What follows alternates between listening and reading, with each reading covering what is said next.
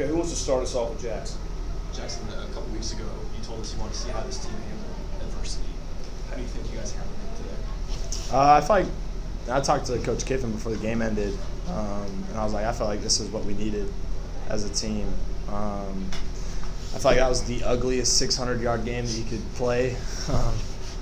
We did a lot of really good things and then just didn't finish. And you saw like how explosive we are, but at the same time we just hurt ourselves. So I think it's a good wake-up call, and it's definitely something that is going to like light a fire underneath us. And I know definitely for me, and then just going forward, just take accountability, and then at the end of the day we just got to work harder and prepare harder.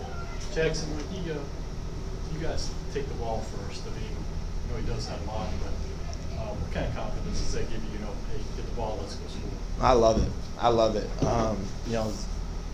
It gives you the chance to set the mark on the game, and I think when you play a tempo team like us, and then we choose to take the ball and then go down the field and score, like at times that can be demoralizing for a defense. So I think at the end of the day, we just want to make a statement every time we go out there, and I think it says a lot of the confidence that Coach Kiffin has in us.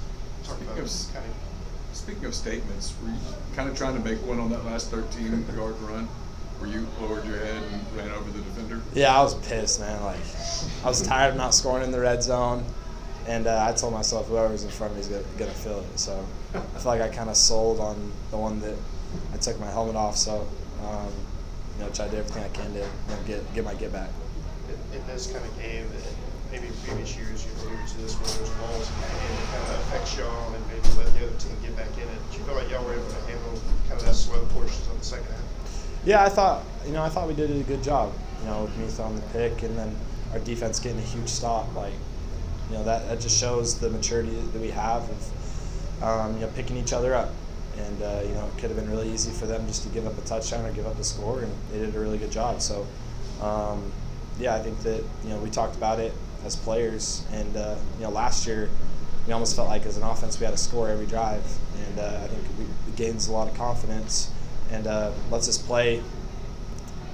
Just like slows the game down and rests our minds a little bit when we have a lot of confidence in our defense. Go out there and get a stop. What does it say about this team that you guys don't have to play perfect and you still win by 34? I think it says a lot that we're not satisfied, and the feeling in the locker room was, honestly, a little bit of disappointment. Like we felt like we should have put up a lot more points and should have beat them by a lot more. So I think at the same time you got to enjoy it. You got to enjoy the wins, and we put a lot of work in, but there's a certain standard that you want to go out there and play with every Saturday, and honestly, I felt like we met it.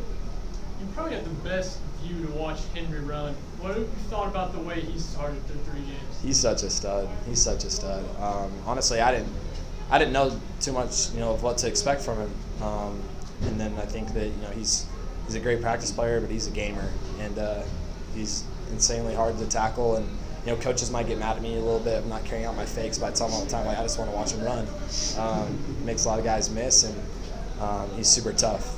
Hey, talking about that 80-yard touchdown pass, is it something you guys work on in practice, or are you surprised that it was wide open? No, I'm not. I'm not surprised. It's definitely things that we work on in practice, and when you have a guy like J. Watt who's as fast as he is, and then you run switch releases, it makes it really hard for the defense when you have to match up against speed like that.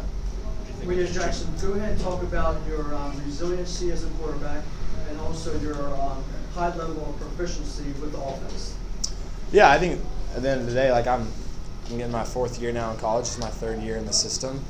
I have great coaches who put me in really good situations to succeed, and I just got to be the point guard of the offense. I got to be able to deal the ball around to our playmakers and let them go make plays. And the pick was a terrible decision by me, but I think the biggest thing was I had a lot of confidence. Like I don't make those mistakes. So just being able to regroup and go on the next drive and go score a touchdown. What do you think of Juice's touchdown catch? It was so awesome. That put me in such a great mood, and it was with the left too. That was sick. You see this defense during the week. You sense that it's improved, as Lane is telling us, that it's just light years almost to where it was even from the Georgia game. Yeah, it's tough. It really is. Like I think I've said, like I hate going against them in practice, especially now with how they know we run, so it makes things extra hard. But I thought they did a great job tonight. It was like a perfect example of bend don't break. They were able to sustain some drives and push it down the field, but we didn't break, and they didn't give up a touchdown. I thought that was awesome by them, and another example of being resilient. Anything else for Jaxson? Thank y'all. Thanks, Jaxson. Appreciate you. Thank you.